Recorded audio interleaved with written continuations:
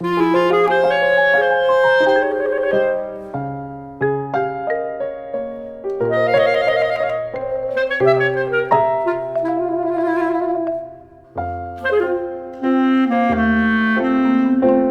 Colosio hubiera sido presidente,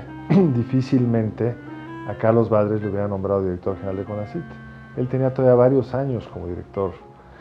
Una vez que llega el presidente Zedillo, a quien Baadres había sido su jefe en el Banco de México, esto le abrió a Carlos Baadres la posibilidad de ser director general de CONACYT, y fue en ese contexto que se abrió el espacio. O sea, yo no llegué cuando terminó la gestión de Carlos Baadres, sino cuando Carlos Baadres se fue.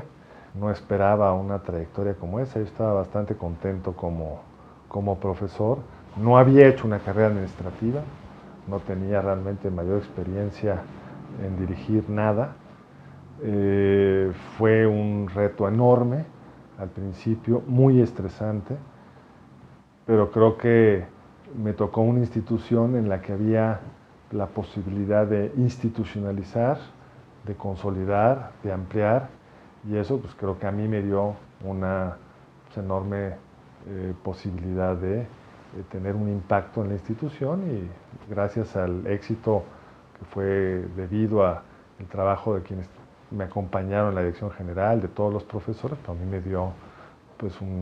una posición que no había tenido antes, ¿no? La devaluación del 94 fue poco antes de mi llegada a la dirección general del CIDE. Entonces era en el contexto de ese país que parecía que finalmente con el TLC y las reformas de Salinas había encontrado el ingreso al OECD, el acceso a la modernidad, y esta se rompió brutalmente con esa devaluación y toda la crisis macroeconómica, política, inflacionaria, etcétera, que se dio durante el 95. Fue un contexto muy complicado. La primera decisión que tuve que enfrentar muy pronto después de haber llegado a la dirección del CIDE fue una amenaza de huelga. Había la renovación del contrato colectivo, y entre el joven director que estaba recién entrando, más un contexto de incertidumbre macroeconómica, pues se puede usted imaginar lo complicado que fueron las negociaciones salariales. Entonces fue en ese contexto de erosión del salario, de enorme incertidumbre respecto a la estabilidad macroeconómica, de frustración de muchos profesores que habían adquirido una hipoteca y que ahora ya no la podían pagar, de enorme presión presupuestal, porque había que ajustar las finanzas públicas. Ese fue, digamos, el momento en que me tocó arrancar a mí como director general. El CIDE, en ese momento, era un CIDE mucho menos directamente vinculado con los asuntos de política pública de lo que era antes y de lo que es ahora. El CIDE venía de una cicatriz muy profunda, que había sido la participación más o menos activa en un debate que acabó muy ríspido, muy complicado, entre, digamos, los estatistas en la administración de López Portillo y los menos estatistas. Habiendo ganado los segundos, generó una enorme fractura al interior del CIDE, con la salida de la entonces directora general, con la salida de varios de los mejores profesores que más influencia habían tenido, pero que habían estado muy activos en este debate de si había que gastar más, ser más proactivo desde el punto de vista del Estado. Y uno de los dilemas que tuvimos en esos años es cómo respetar esa libertad de cátedra, el que fuera cada profesor con su agenda el que determinara qué tipo de investigación se hacía, pero al mismo tiempo, para justificar mejor el presupuesto del CIDE, cómo ayudar a la definición de algunas políticas públicas, y empezamos a hacer algunas contrataciones con gente pues más aterrizada, digámoslo así, y empezamos a tener una mayor vinculación, no solo con la administración pública, sino también con el mundo privado, que estaba interesado en soluciones para problemas. Recordemos que en este periodo pasamos del PRI a la transición democrática. A mí me tocó ser director en ese cambio, y creo que es interesante que el CIDE soportó mejor ese tránsito de lo que soportó el cambio de una administración priista a otro en los 80s, simplemente porque había habido una cierta división ideológica entre una parte del PRI y el otro. Fuimos totalmente abiertos con todos los candidatos,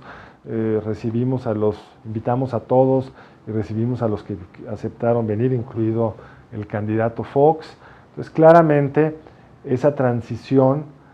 fue posible porque el CIDE logró mantener la independencia del gobierno, pero al mismo tiempo generar una agenda de investigación que era muy útil para quien estuviera en el gobierno. En fin, realmente creo que hubo muchos ámbitos donde el CIDE se volvió pionero, o si no pionero, líder, y eso fue lo que nos dio una enorme visibilidad y una enorme capacidad de influencia. Después de casi 10 años, a los 9 años y meses que yo dejé la dirección, pues el CIDE ya era una institución conocida, con una densidad en ciertas áreas que la volvía, si no la mejor líder en varios de los